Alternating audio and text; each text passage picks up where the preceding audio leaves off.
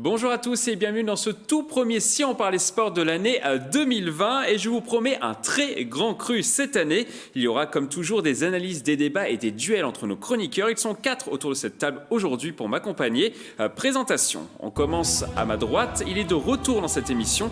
Il est vice-président de la Fédération française de cyclisme. Il fait également partie du club de Vélizy 78. Il a déjà fait Paris-Pékin à vélo et passé plus de 24 heures sur un vélo pour une bonne cause pour le Téléthon au Vélodrome National de Saint-Quentin en Yvelines. Jean-Michel Richefort nous fait le plaisir de venir dans cette émission.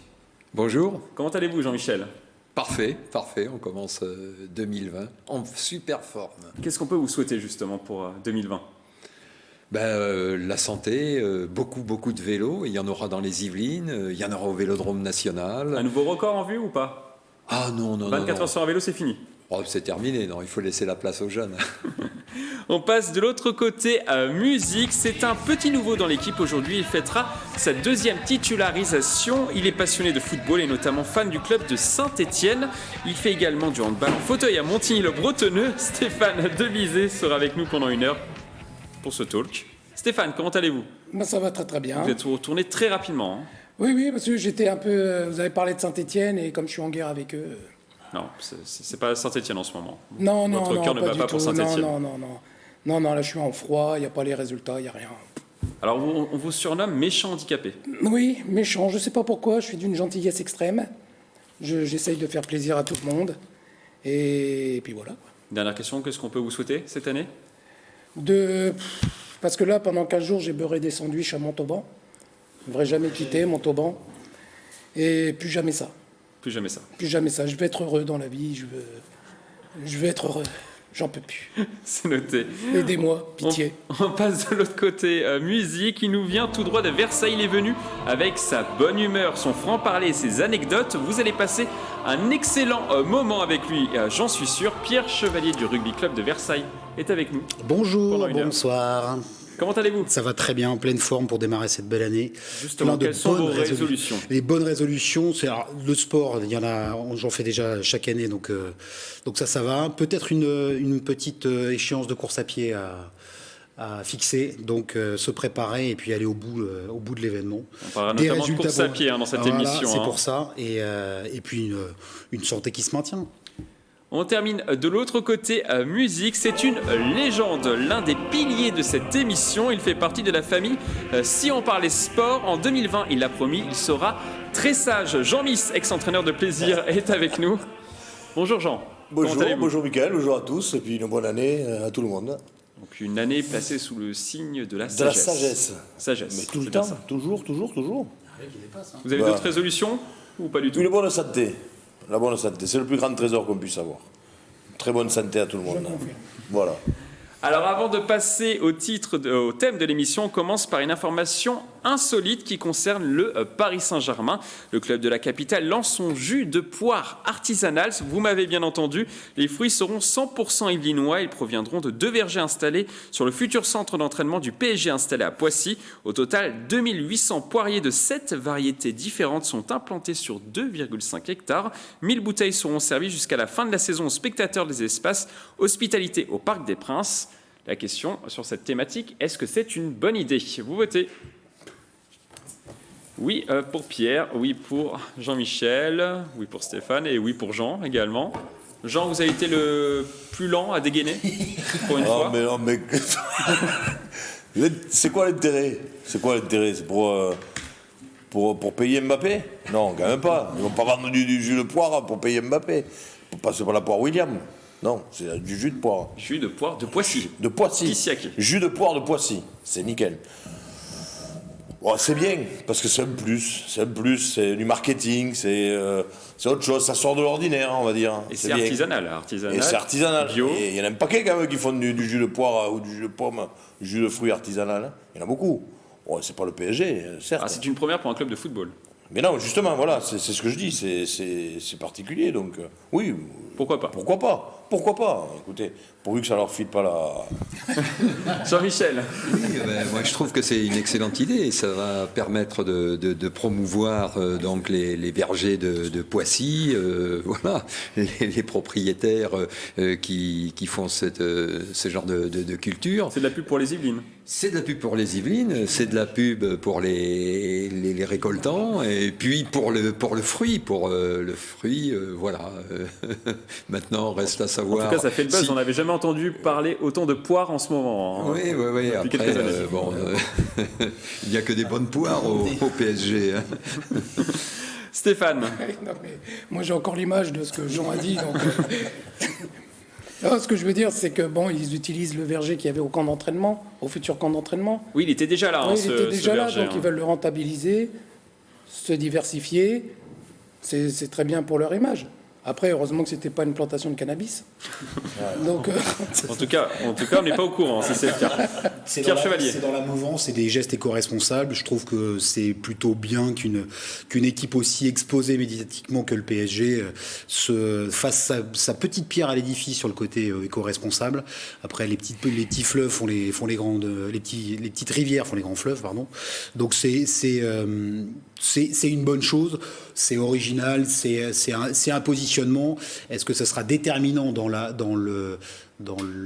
poursuite de la bonne image du PSG et d'éco-responsabilité? Sans doute un petit peu. De toute façon, ça peut pas faire de mal au principe. C'est au-delà d'être original, c'est local. Donc c'est une très bonne idée, certes marketée, mais c'est une très bonne idée. inattendu venant de leur part aussi. Ouais, tout à fait. Petit tour de table, qui serait prêt à l'acheter? Ah oui. Ah oui. Si on peut juste à Pierre côté. Chevalier. Moi, c'est juste à côté. Ah donc, bah oui, je dis bien. L'acheter, oui. Oui, Et en le tout boire cas. aussi. Ça dépend du prix aussi. Voilà, vous allez peut-être financer Mbappé, hein, du coup. hein. Impeccable. Une partie, ça, son crampon droit, tu vois. Bon.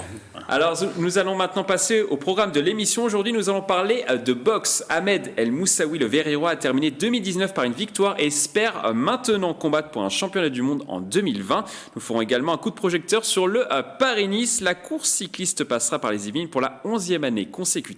Mais avant de développer ces thèmes, on va parler à football.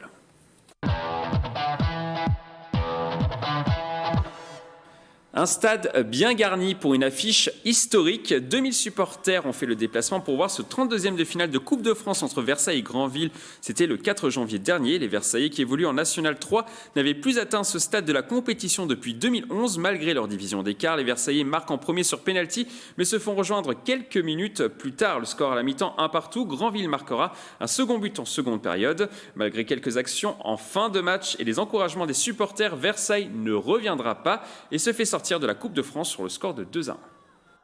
Ils ont montré un petit peu plus d'expérience que nous là, sur ce genre de match, qui sont quand même importants. Donc je dirais un petit peu plus d'expérience. Après, je ne pense pas qu'on avait quelque chose à leur envier, que ce soit techniquement ou physiquement.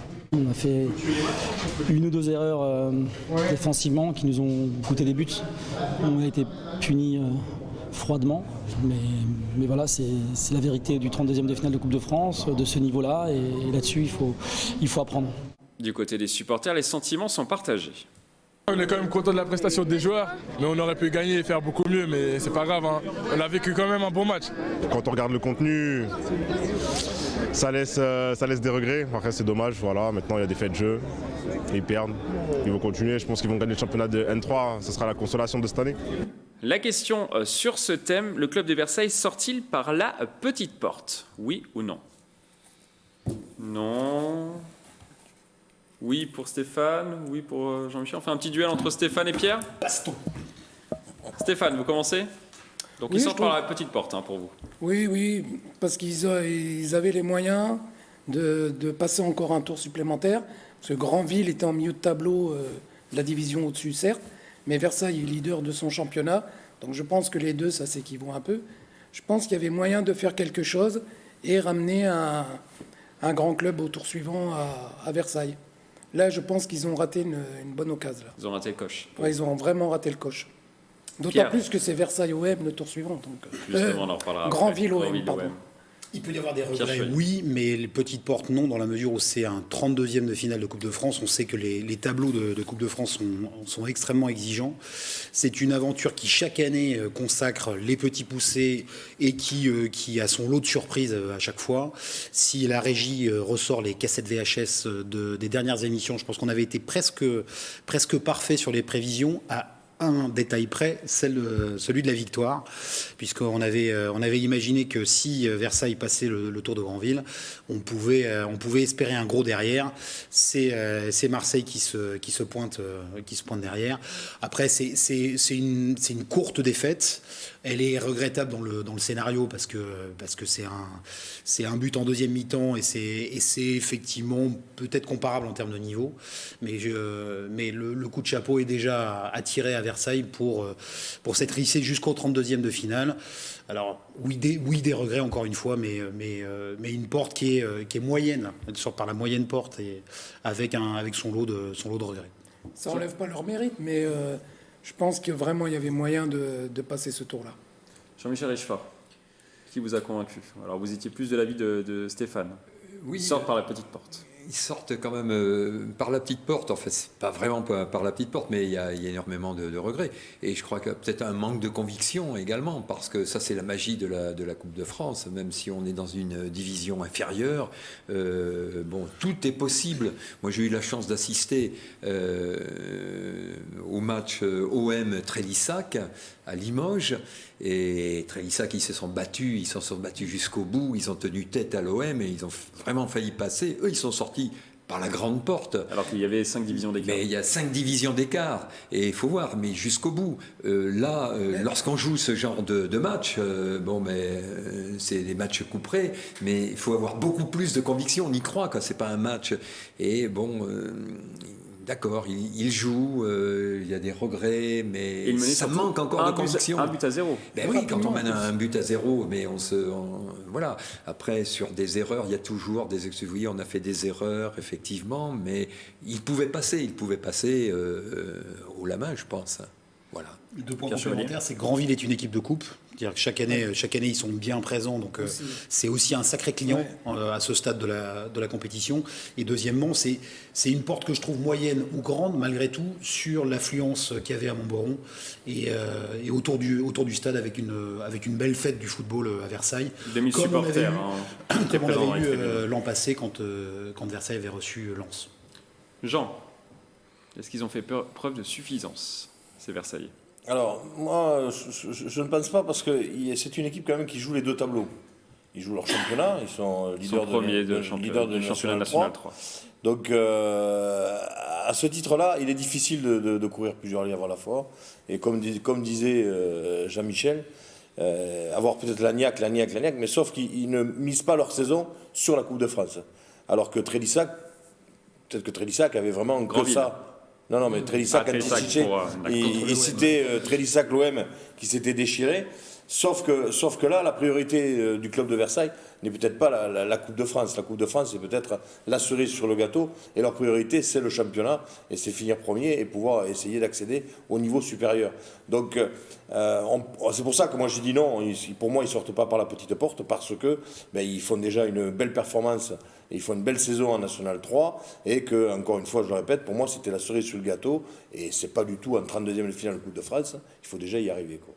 Voilà, avec toujours des regrets, mais quand on perd, surtout 2-1, ils auraient pris 5-0, on aurait dit, là oui, mais là... Après, ils avaient la possibilité, en cas de victoire, d'égaler le meilleur parcours de l'histoire du club. C'était un 16e de finale en 1948, ils avaient perdu 4-1 face à Guignon à l'époque.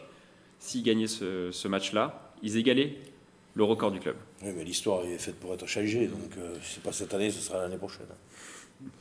L'OM, au tour suivant, ils auraient pu affronter l'OM. Pierre Chevalier. C'est le fameux gros qu'on espérait si Versailles passait. Il y avait déjà eu Lens la saison précédente, au 8e tour.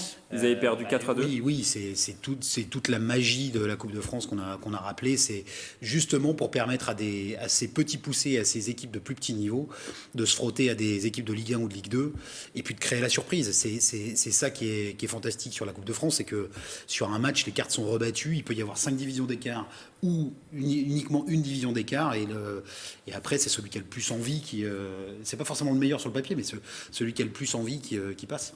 Stéphane, l'OM, ils auraient pu affronter l'OM au tour suivant. Bon, ça aurait pu être une belle fête du football. Quant au résultat, je ne suis pas sûr pour Versailles, mais ça aurait pu être intéressant pour la ville. Médiatiquement, ça aurait pu faire du bien. C'est une autre histoire que Granville. Voilà, et puis même pour leur attaquant, à Kouassou, j'arrive jamais à dire son nom. Yoann Kouassou.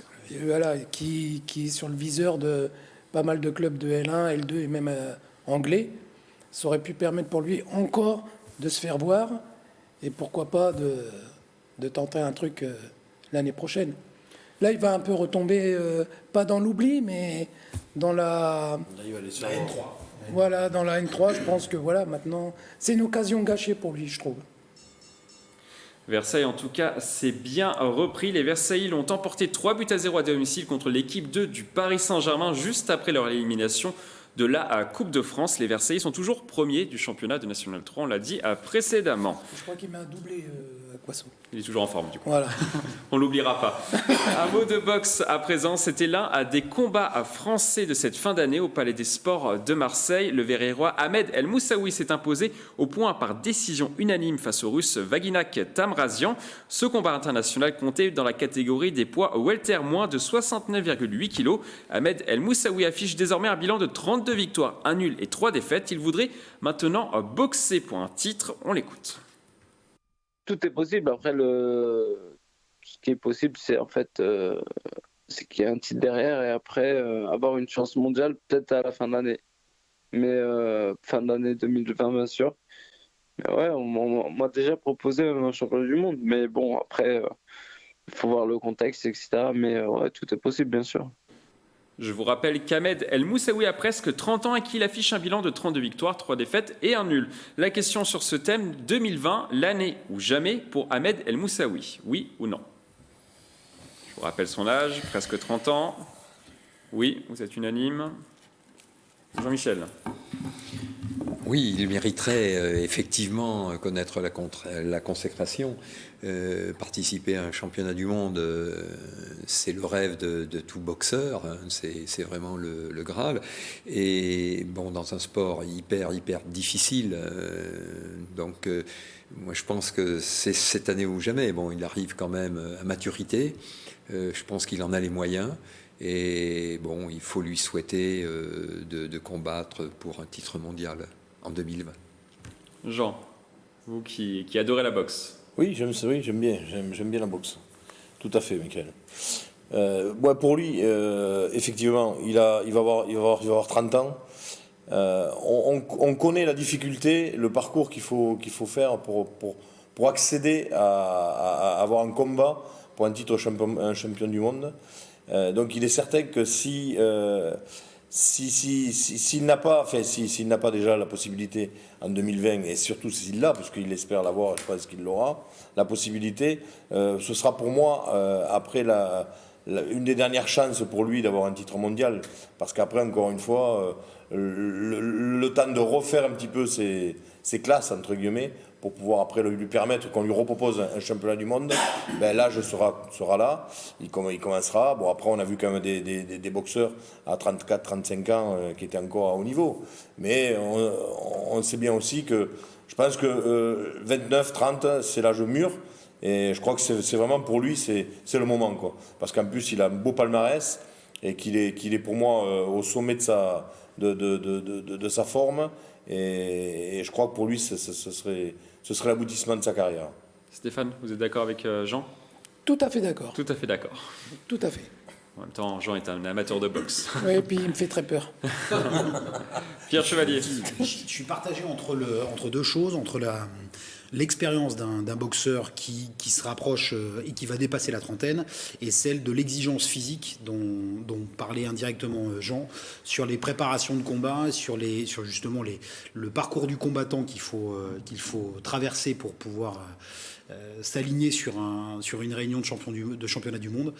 Donc là, je dirais qu'à une trentaine d'années, malgré tout, sur un art comme celui de la boxe, c'est peut-être, j'ose le croire, que c'est l'expérience qui peut jouer.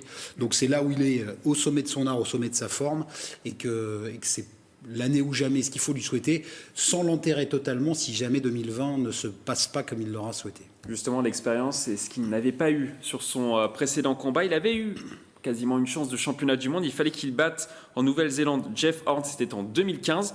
Finalement, il avait perdu ce titre intercontinental des poids welter.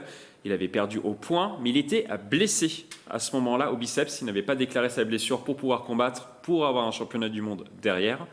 Finalement, il aura peut-être cette expérience-là cette fois-ci. Cette expérience-là en plus, et surtout un mental aiguisé, parce que ce combattre affaibli, ça marque et ça forge. En boxe, une défaite, ça ne pardonne pas, on peut le dire. Jean, vous le disiez tout à l'heure. Il faut refaire ses classes après. Ben oui, surtout à ce niveau-là. Il faut être sûr de remporter le combat. On n'est jamais sûr, sinon ce serait trop facile le sport, la compétition. On n'est jamais sûr, mais il le faut, quoi. C'est inconcevable qu'il passe à côté après être arrivé jusque-là. C'est un petit peu le regret que peuvent avoir et qu'ont souvent les boxeurs, quoi, que c'est très très long, pour qu'après on leur repropose la possibilité de pouvoir obtenir un titre mondial. Donc c'est son année, son moment ou jamais, quoi. Il est 37e mondial actuellement. Est-ce qu'il ne faut pas attendre Jean-Michel qu'il soit dans le top 15, top 10 ? Peut-être. C'est une catégorie où il y a une concurrence phénoménale. Hein.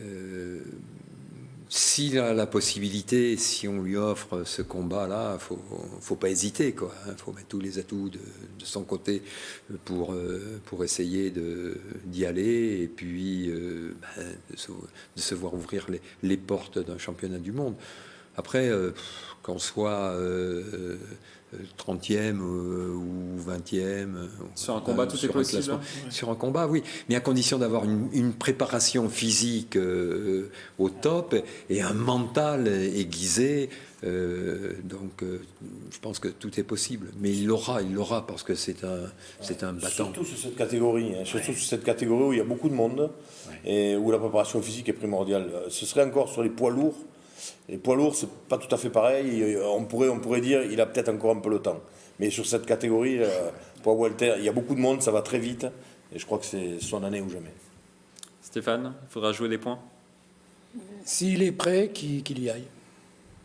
Ce sera le mot de la fin sur cette thématique. S'ils On passe sont prêts, maintenant à notre page coup de projecteur.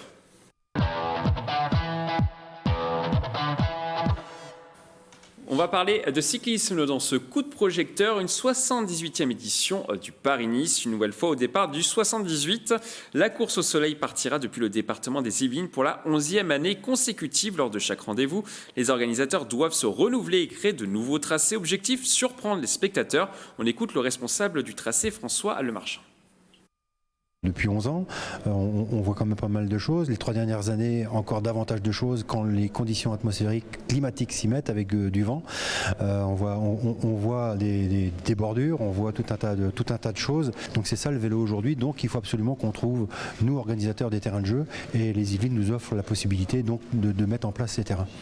Cette année, la ville de Plaisir a été choisie comme terrain pour accueillir la première étape de cette édition 2020. Le départ sera donné le dimanche 8 mars depuis la commune. Le peloton fera une boucle de 154 km à travers les Yvelines en passant par Bennes, Montfort-l'Amaury ou encore Naufle-le-Château. Une satisfaction pour Plaisir qui a attendu de nombreuses années avant d'être ville-départ de l'épreuve. Ça nous frôle chaque année, mais cette fois-ci, c'est vraiment bien installé, surtout que le village va être dans le parc du château, qui est un lieu de rassemblement familial et un lieu de rassemblement festif pour l'ensemble de la ville. Donc voilà, on n'attendait que ça. Le lendemain, assez Chevreuse, moins de 6000 habitants, qui accueillera le départ de la deuxième étape vers le Loiret des stars internationales comme Julien Alaphilippe ou Egan Bernal. La commune sera la 19e ville des Yvelines à être village départ de l'épreuve. Chevreuse est considérée par les spécialistes comme une terre de cyclisme. C'est vrai que c'est un endroit qui est particulièrement prisé des amateurs de vélo, beaucoup de professionnels aussi qui viennent faire leur pré-saison et leur mise en route en ce moment d'ailleurs sur les routes de la vallée de Chevreuse. Donc c'est un endroit qui s'y prête vraiment et que je pense les cyclistes apprécient. Jean-Michel Richefort, une réaction par rapport à ces 2 villes départ? C'est une bonne chose. Donc Paris-Nice lance la saison internationale en World Tour avec les plus grandes équipes au monde, avec les stars du peloton. Et les Yvelines, c'est un formidable terrain de jeu. Quand on connaît la vallée de Chevreuse, mais quand on connaît les Ménules, on connaît également la côte de Septeuil, la côte de Naufle-le-Château. Et pour cette première étape, ce sera peut-être un point décisif à 6 km de l'arrivée. Mais cette première étape, généralement, elle est réservée aux sprinters. Alors bien sûr, tout le monde voit Alaphilippe, mais les sprinters, chez Cofidis, il y aura Elia Viviani, il y aura donc Michael Matthews, les meilleurs sprinters mondiaux seront là. Et je pense que la première étape, ce sera pour un sprinter. Et Chevreuse, le choix de Chevreuse, c'est la capitale du cyclisme dans les Yvelines, on peut le dire. Chevreuse, la vallée de Chevreuse, on pense tout de suite à la vallée de Chevreuse. Et effectivement, Chevreuse a connu des grands passages avec Bordeaux-Paris, avec le Grand Prix des Nations, bien sûr. C'est un terrain de jeu formidable. Et le départ d'une étape, la deuxième étape de Paris-Nice, qui partira de Chevreuse pour aller à Chalette-sur-Loing, c'est vraiment une très très bonne nouvelle et un très bon choix de la part d'ASO, l'organisateur de Paris-Nice. Est-ce qu'après 11 ans, on arrive quand même à se renouveler ? Oui, parce que on trouve toujours des parcours différents. Il y a des parcours qui sont piégeux dans la vallée Chevreuse, et puis surtout les conditions atmosphériques. On peut avoir du vent, on peut avoir de la pluie, des bordures, comme l'a expliqué le directeur de course, François Lemarchand. Et donc tout peut arriver à vélo, et c'est la magie de ce sport. Là, on part, mais bon. Rien n'est jamais acquis et c'est bon. Voilà, et encore une fois, les Yvelines, c'est vraiment le département par excellence du vélo, une terre de vélo. C'est le cœur de Jean-Michel Richefort qui parle. Pierre Chevalier, est-ce que votre cœur parle aussi sur ce Paris-Nice ? Alors, je ne fais pas de vélo, surtout pas. Mais j'ai plein d'amis qui roulent, et tous sont dithyrambiques sur la vallée de Chevreuse et sur les Yvelines. Donc ils viennent tous dans ce coin-là. Ils connaissent tous par cœur. A priori, c'est effectivement là que ça se passe. C'est une terre de vélo. On en parle suffisamment sur ce plateau. Et ces choix des 2 villes. Alors Chevreuse est vraiment au cœur de cette vallée dont les cyclistes sont fans. Et Plaisir, c'est justement un grand plaisir pour cette mer d'accueillir ce bel événement. Et quoi de plus beau que ce département royal pour accueillir la petite reine. Magnifique, on le gardera pour le best-of de fin de saison, Pierre Chevalier. Est-ce qu'après 11 ans, on arrive quand même à se renouveler ? Jean ? Se renouveler, on va se renouveler. Après 11 ans. 11 ans. Mais moi, ce que je peux dire quand même, c'est que maintenant, les grandes courses cyclistes ne peuvent se passer des Yvelines. C'est tout. Que ce soit Paris-Nice, le Tour de France, on a maintenant la possibilité de se renouveler, bien sûr, puisqu'on ne reste pas sur les mêmes parcours. Jean-Michel l'a dit, il y a plusieurs endroits dans les Yvelines. L'avantage, c'est pour ça d'ailleurs, à mon avis, que c'est choisi, parce que professionnellement, au niveau des tracés, bon, on parle souvent de la vallée de Chevreuse, là, les 12 virages, je sais pas quoi, non, 17 tournants. Les 17 tournants, voilà. J'étais pas loin. C'est ça. J'étais pas loin. Voilà. Donc on parle souvent de ça, mais voilà, il y a d'autres endroits, il l'a cité, moi je suis pas un spécialiste, mais il les a cités. Donc c'est vraiment, je vais le dire, je suis le troisième à le dire, la terre du vélo. Et oui. Les Yvelines, c'est vraiment la terre du vélo. Et on ne peut ils ne peuvent que la question c'était qu'ils se renouveler. Se renouveler. Voilà, ils ne peuvent que se renouveler. Il y a tellement de possibilités, tellement de parcours, et on n'a pas tout épuisé encore, il faut leur dire. Il faut vraiment leur dire que c'est pas fini. Alors en tout cas, l'histoire d'amour entre les Yvelines et le Paris-Nice n'est pas prête de s'arrêter. Le partenariat qui devait s'achever en 2021 devrait être reconduit, sauf retournement de situation, cette année pour 4 nouvelles éditions supplémentaires. En parallèle, le département va également accueillir le Tour de France cette année, au minimum jusqu'en 2023, après avoir signé une convention avec le département. La question sur ce thème, le Paris-Nice doit-il disparaître au profit du Tour de France? Oui ou non? Non. Est-ce que c'est complémentaire ou est-ce que le Tour de France doit remplacer le Paris-Nice? Ça fait 11 ans. Hein. Non, d'accord. Moi je dis allez-y. non, et je dis simplement parce que je reprends ce que Jean-Michel a dit. Il le disait avec tellement de cœur et ça peut. Vous voulez pas le blesser? Non, pas du tout. Mais le Paris-Nice lance la saison internationale du cyclisme. Il l'a dit très bien. Et on ne peut pas se passer ça. Le Paris, en plus, c'est ancré dans. Je pense que c'est la course. Après, il y a le Paris-Roubaix. Il y a Paris-Roubaix après le Tour de France, bien sûr. Mais le Tour de France, on sait que c'est l'étape reine. La compétition reine, pardon. Mais c'est vrai que Paris-Nice, Paris-Roubaix. C'est incontournable, quoi. C'est vraiment incontournable. Donc surtout pas supprimer ça. Surtout quand on voit un peu tout ce qu'on est capable de faire dans les Yvelines. Il ne faudra pas leur donner du jus de poire, par contre. Parce que, pas trop. Là, par contre, sinon... Stéphane C'est Desbizet. spécialité, le jus de poire. Oui. Stéphane Desbizet, à part le jus de poire. Je suis d'accord avec Jean. Vous êtes d'accord avec Jean? Ouais, parce que j'ai toujours aussi peur. Et puis non, c'est bien, parce que j'avais été, je crois, une fois... C'est complémentaire pour vous? Les deux courses, Paris-Nice et oui, il ne le Tour faut de pas France. enlever le Paris-Nice. Moi, j'avais été, je crois, il était parti de Morpa une fois. Il était parti de Morpa, effectivement. Oui, et c'est très bien pour les villes. Si me c'était en 2015 ou 2016. Voilà, oui. Pour les villes qui accueillent le départ, c'est phénoménal. Ça fait venir du monde, ça fait connaître l'endroit. Puis les Yvelines, c'est les Yvelines. C'est une préparation. Voilà. Pierre Chevalier. Il y a le potentiel culture, potentiel public, potentiel pratiquant. En France autour du vélo. Donc il y a de la place pour toutes ces grandes courses-là. La seule chose qu'il faut considérer, c'est qu'a priori toutes les grandes courses partent ou arrivent à Paris. On a cité le Paris-Roubaix, Paris-Nice, il y avait Paris-Tour aussi. Bordeaux-Paris, mais qui n'existe plus.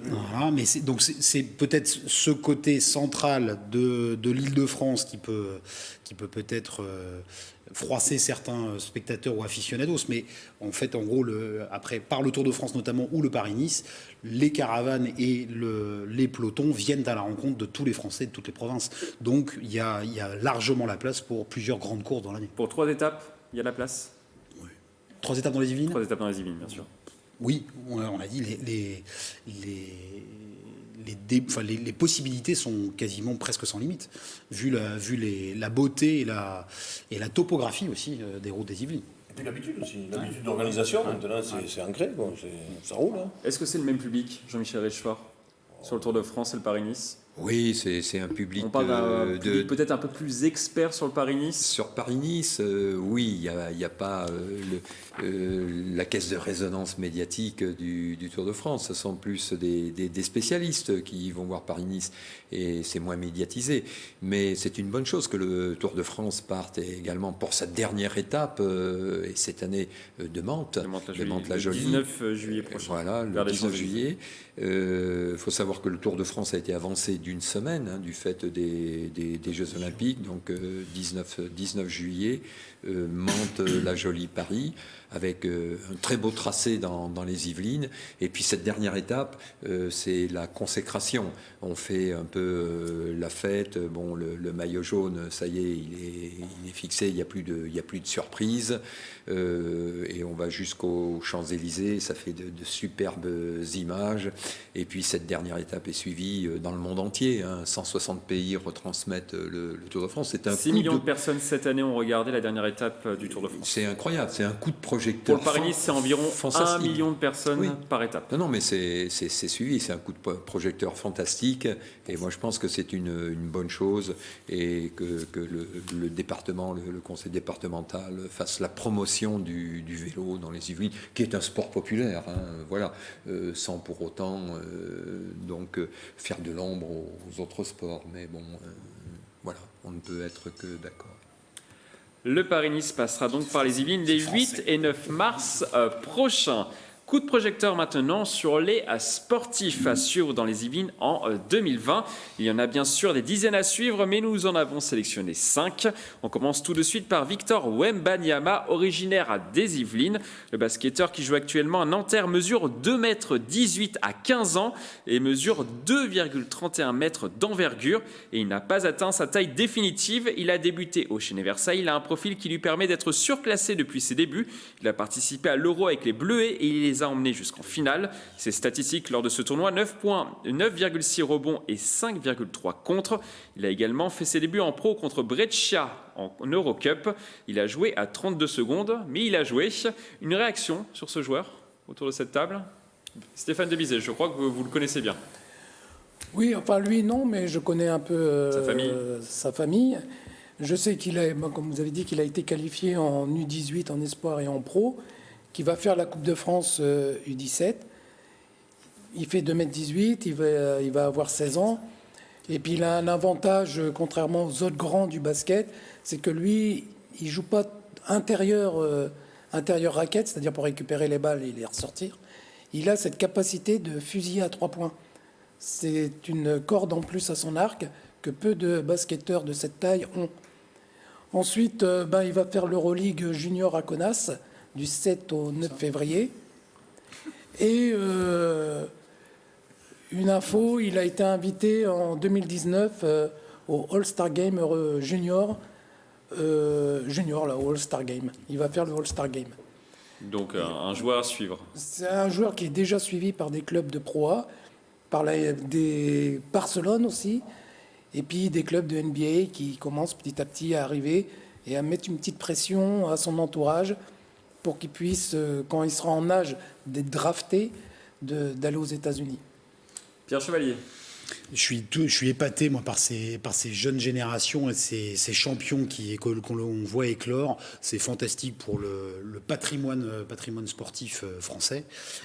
Ça me rappelle un petit peu les débuts du fils Noah, avec un peu le gabarit, mais là ça semble assez hors norme. Surtout s'il joue pas pivot, effectivement, à 2,18 m.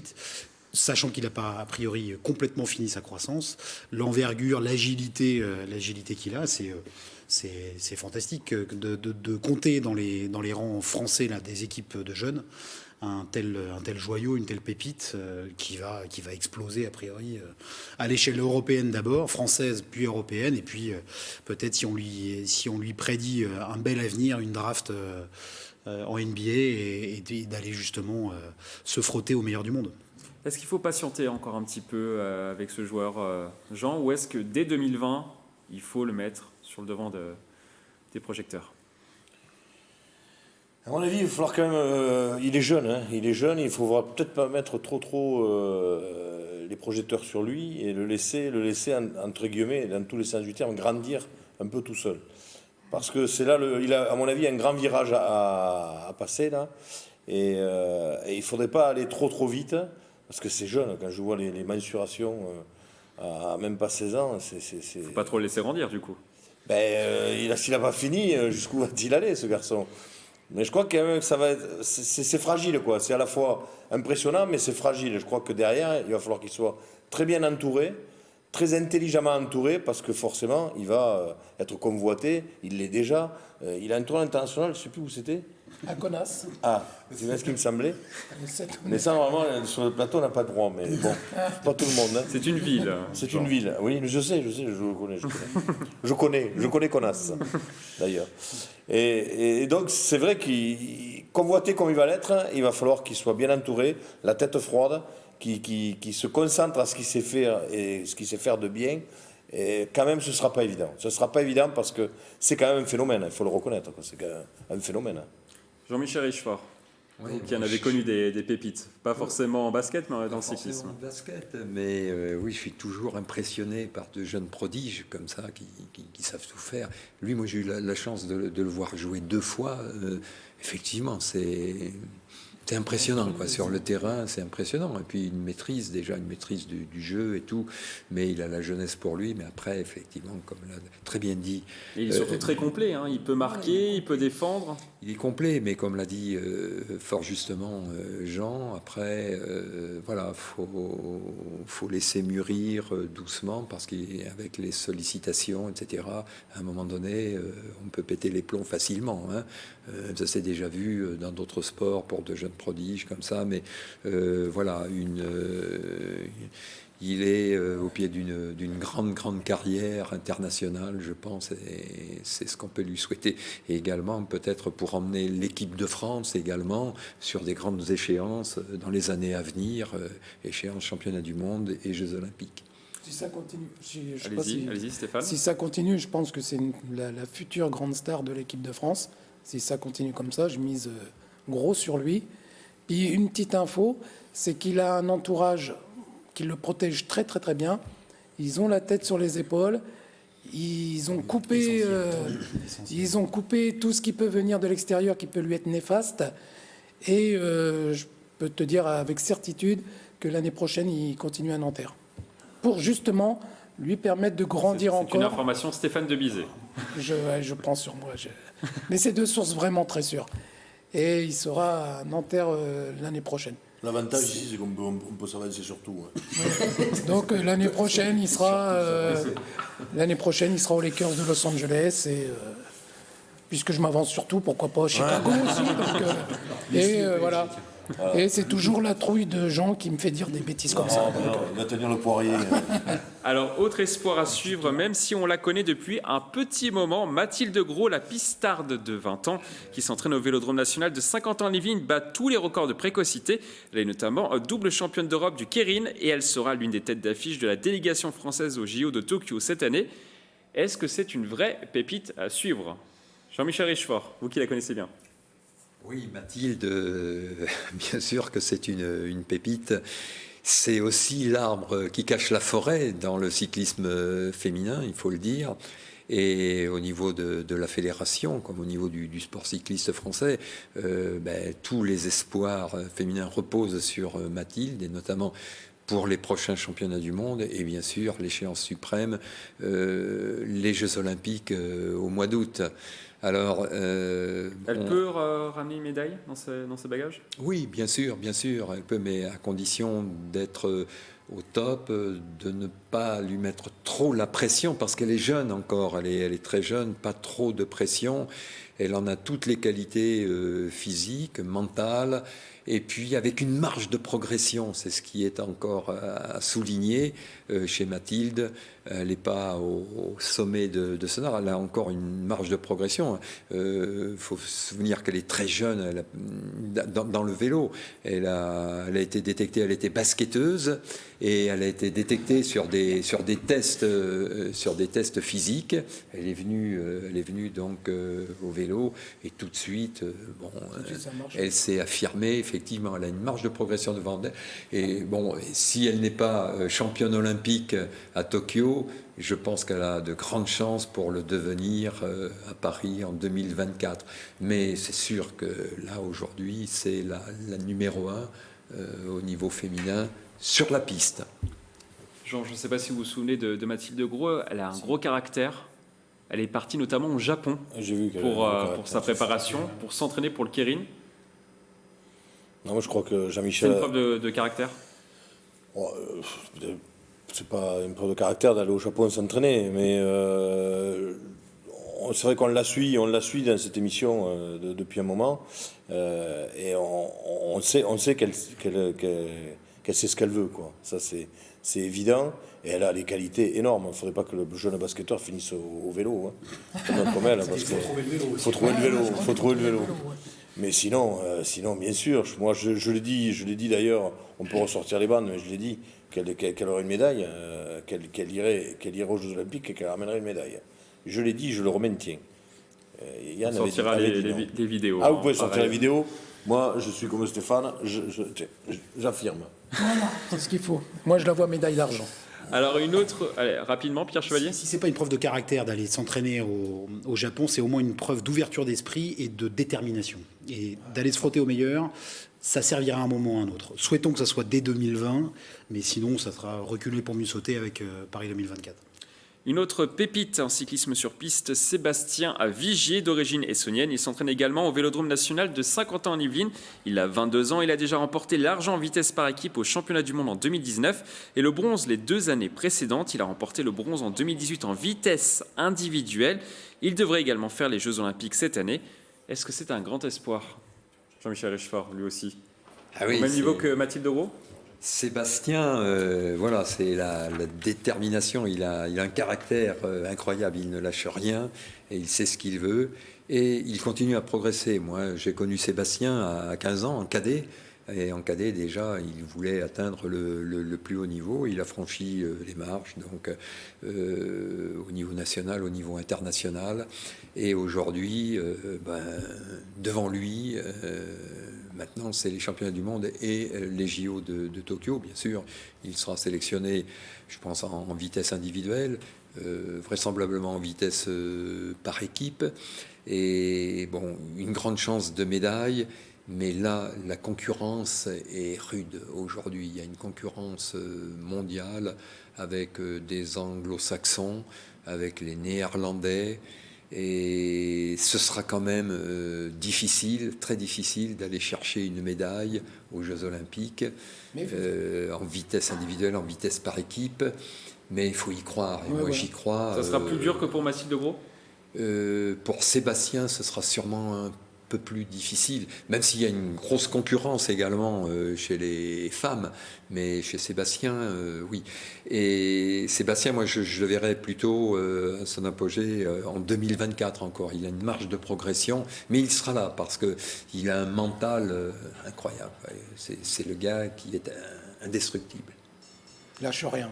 Il y aura également une triathlète à suivre dans les Yvelines. Cassandre Beaugrand, la sportive de 22 ans, également licenciée à Poissy, a déjà été championne de France courte distance. Elle est également championne de France, d'Europe et du monde en relais mixte avec l'équipe de France de triathlon. Elle a déjà participé au JO de Rio. Elle a été 8e au classement mondial en 2019 et sera sûrement au JO de Tokyo cette année. Est-ce que c'est une belle promesse? Qui la connaît autour de cette table? Jean-Michel. Jean-Michel a beaucoup bossé. Je la connais, oui, je suis le triathlon, bien sûr, il y a du vélo.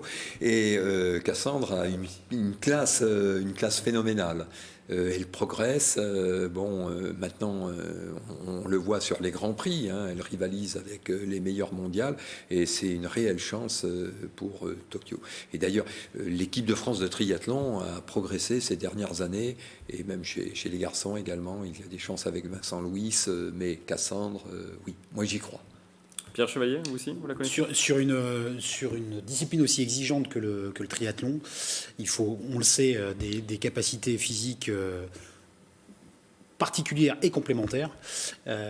Si tu la connais sur la partie vélo et qu'elle a déjà cette faculté-là à boucler les tours rapidement, c'est un gage vraiment de potentiel, du moins. Et peut-être que le triathlon féminin est aussi une discipline qui est plus ouverte que chez les hommes, et donc une chance de médaille et une chance de palmarès pour une jeune femme comme celle-là.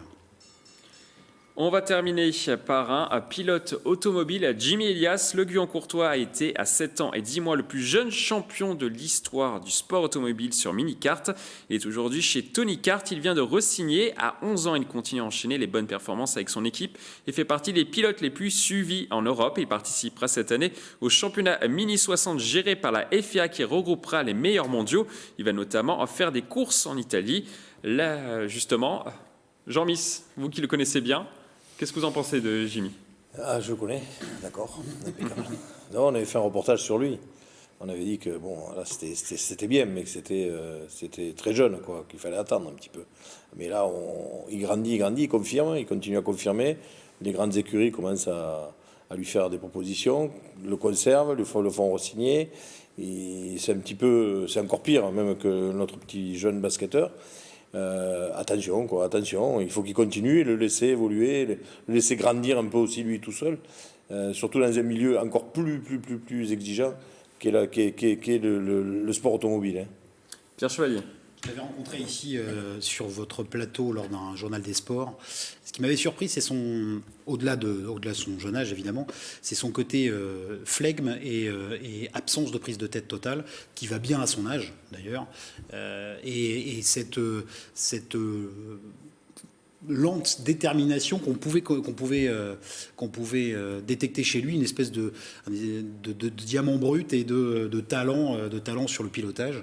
Alors effectivement, il faut lui laisser le temps de grandir et d'arriver à maturité, mais il montrait déjà une assurance, au moins dans son baquet, assez étonnante. La question sur ce thème, qui sera la révélation de cette année 2020 selon vous? On va faire un petit tour de table. Stéphane de Bizet. Pour vous, Victor Wembanyama? Victor, oui. Je pense qu'il va aller loin. Il va faire une grande année, ça j'en suis sûr. Jean? Mathilde Gros. Mathilde Gros. Pierre Chevalier? Sur l'addition du potentiel et du phénomène, je dirais Victor aussi. Victor. Pour vous, Jean-Michel? Le coup de cœur pour Mathilde Gros. Vous êtes obligé de voter cyclisme. Alors, Alors on va passer maintenant à notre page débat.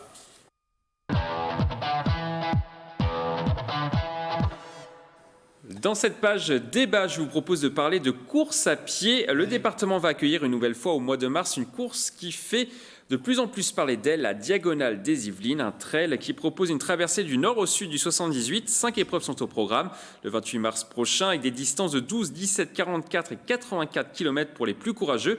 Est-ce qu'il faut beaucoup s'entraîner pour participer? On écoute les organisateurs, ils étaient invités du 7-8 Sport. Est-ce qu'il faut s'entraîner dès maintenant?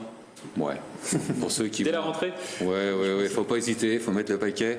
Ceux qui vont partir sur le 85 là, il faut y aller, faut pas hésiter. C'est un travail de fond, donc si on veut arriver dans de bonnes conditions, avant les barrières horaires, avant la nuit. Dans les Yvelines, la Diagonale ne sera pas la seule course organisée en 2020 cette année. 91 courses à pied ou trails seront organisées dans le département cette année. Il y aura notamment le Paris-Versailles qui devrait attirer près de 25 000 coureurs, l'Éco-Trail de Paris qui propose une course entre les Yvelines et la Tour Eiffel, ou encore la corrida pédestre internationale de Houille en fin d'année. La question est simple, est-ce qu'il y a trop de courses dans les Yvelines? Vous votez, oui ou non? C'est non. Jamais. Oui pour Jean-Michel. On fait un petit duel entre Jean et Jean-Michel. Jean, vous commencez? Avec plaisir. Il n'y a jamais assez de courses, jamais assez de compétition. Et on le dit, on le répète souvent sur ce plateau. On a la chance d'avoir un département qui est riche en organisation sportive, quelle qu'elle soit, et notamment au niveau des courses. Et en plus, il y a l'environnement qui s'y prête, avec de nombreuses forêts, des parcours magnifiques pour toutes ces catégories de disciplines qui sont organisées. Il n'y en a jamais assez, jamais assez. Ça fait vivre le côté sportif du département, ça amène du monde, le sport c'est la santé. On peut qu'être fier et encourager ce genre d'initiative. Jean-Michel. Ça va être dur là derrière. Moi, je suis un peu vous plus met la pression. Je suis un peu plus réservé. Bon, je reconnais qu'actuellement, le trail a le vent en poupe. Effectivement, c'est formidable de courir en milieu naturel. Mais quand même, 91 manifestations de ce type sur peut-être qu'il y en aura plus. Un département, pour l'instant, il y en a 91. Ça fait beaucoup parce qu'on banalise le sport, les organisations. Après, on emprunte les mêmes parcours. On risque également de dégrader certaines portions de parcours fragiles, notamment dans les forêts. Moi, j'ai connu ça il y a une dizaine d'années avec le VTT, où tout le monde voulait faire du VTT, tout le monde voulait organiser des randonnées VTT. Et après, ça s'est un peu canalisé. Je crois que là, on est un peu victime d'un phénomène de mode. Et après, ça devrait se stabiliser. Mais ça n'apporte rien. C'est de vouloir multiplier à souhait des événements. Il faut des événements départementaux, régionaux, de grands événements, qu'ils soient médiatiques également, mais tous les dimanches, dans tous les sens, je pense que ça peut être un élément qui risque de nuire à terme à la discipline. Pierre Chevalier, projet du siècle. Projet du siècle, au même titre que les 5 fruits et légumes par jour, le sport pour la santé, c'est le phénomène ou le projet du siècle. La course à pied a ce gros avantage de pouvoir plaire à tout le monde, de pouvoir être facile à pratiquer. La preuve, il y a même des gabarits comme le mien qui s'alignent sur des marathons. 12 millions de Français courent au moins une fois par semaine. C'est fantastique. Et près de 5 millions de Français participent chaque année à une course. Exactement. On part de chez soi, on rentre chez soi, ça peut prendre 10 minutes comme ça peut prendre 4 heures ou plus pour ceux qui partent pour les 80 bornes. Le prix de l'équipement est assez modeste, sauf quand on commence à s'enflammer et à s'équiper de partout avec des montres connectées et autres.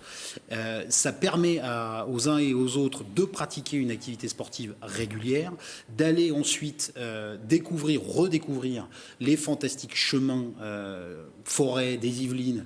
Il y a des tracés partout, et il y a même tous les tracés que les uns et les autres inventent chaque jour. Maintenant, avec les applications connectées aussi qui permettent d'aller explorer et de se mesurer les uns et les autres à distance, c'est juste une compétition permanente. Et donc, à ce titre-là, il n'y aura jamais trop de courses officielles, puisqu'il y a aussi toutes les autres officieuses qui permettent à tous de faire du sport. Avant de passer la parole à Stéphane de Bizet, rapidement, sur quelle course vous serez aligné pour qu'on puisse venir vous Peut-être filmer. refaire le Paris-New York. Paris-New York. Effectivement, il faut être bien équipé. Tu as fait un petit melting pot. Le marathon de New York. Le marathon de New York. Stéphane de Bizet. Oui, qui vous a convaincu? C'était Jean. Jean que j'apprécie beaucoup et qui me fait toujours aussi peur. Non, ce que j'aimerais dire, c'est que les Yvelines, c'est une belle région. C'est une région de sportifs aussi.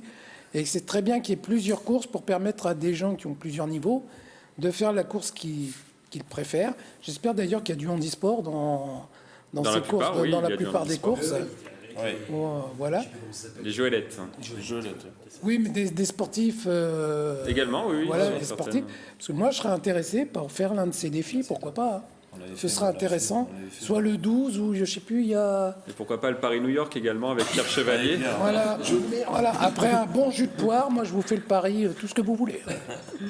Pas de souci. On va terminer comme d'habitude par une citation. Aujourd'hui, je vous propose de terminer par une citation de l'ancien boxeur Mohamed Ali.